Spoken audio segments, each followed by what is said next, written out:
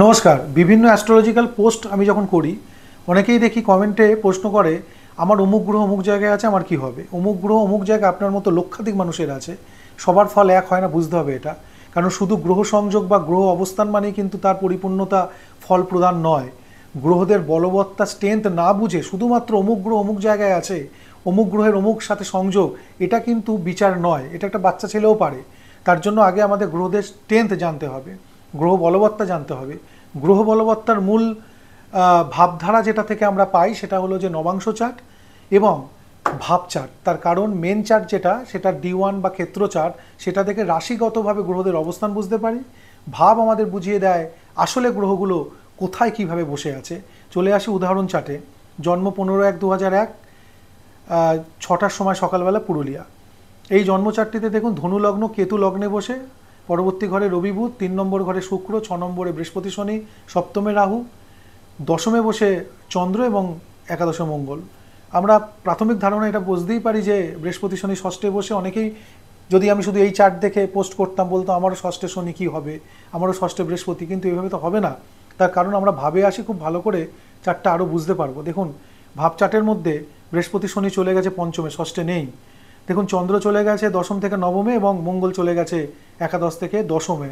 আসলে অবস্থান কিন্তু এদের D1 বা ক্ষেত্র চার্টে যেমন ছিল, ভাব চার্টে পুরো পরিবর্তন হলো এবং বৃহস্পতি শনি ষষ্ঠেই নেই। আমরা আপাতভাবে বৃহস্পতি শনিকে ষষ্ঠ অবস্থানে দুর্বল ভাবতে পারতাম, কিন্তু আমরা যখন নবাংশে চলে আসি দেখুন কি অবস্থায় আছে। নবাংশ চার্টের মধ্যে বৃহস্পতি বসে আছে তার স্বক্ষেত্রে এবং শনি বসে আছে তার স্বক্ষেত্রে। তাহলে বৃহস্পতি শনি নবাংশতে ক্ষেত্র বিশেষে বলবান এবং ভাব চার্টে বৃহস্পতি শনি অবশ্যই ষষ্ঠে নেই, সে পঞ্চমে আছে। মঙ্গলও কিন্তু শিফট করেছে, চন্দ্র শিফট করেছে। এবার চলে আসি, মঙ্গলের দৃষ্টি দেখুন বুধের ওপরে আছে, পীড়িত বুধ। পীড়িত বুধের রেমেডি পোখরাজ অথবা ক্যাটসাই হতে পারে, কখনোই পান্না নয়। পান্না দুর্বল বুধের প্রতিকার হয়। তো এক্ষেত্রে বৃহস্পতি বলবান, তাই বৃহস্পতির জন্য প্রতিকারের চিন্তা করছে না। তাই বুধের প্রতিকারও ইনডাইরেক্ট বৃহস্পতি বা পোখরাজ দিয়ে করা যাবে না।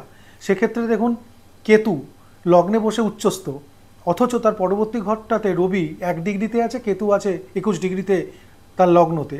21 ডিগ্রি থেকে 30 ডিগ্রি কমপ্লিট করতে 9 ডিগ্রি লাগে। আর রবির 1 ডিগ্রি সংযোগ হলে, তাই 9 + 1 10 ডিগ্রি।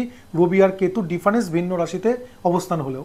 তার মানে কেতু এখানে অস্তমিত, রবির সাথে 10 ডিগ্রি ডিফারেন্সে। সেই কারণে রবি আর কেতু সংযোগে কেতু অস্তমিত পীড়িত, বুধও পীড়িত। তার জন্য ক্যাটসাই দিলে বুধ আর কেতুর, অর্থাৎ ক্যাটসাই একবারই দুটোর রেমেডি বা সাম্যতা রক্ষা করবে দুটি গ্রহের।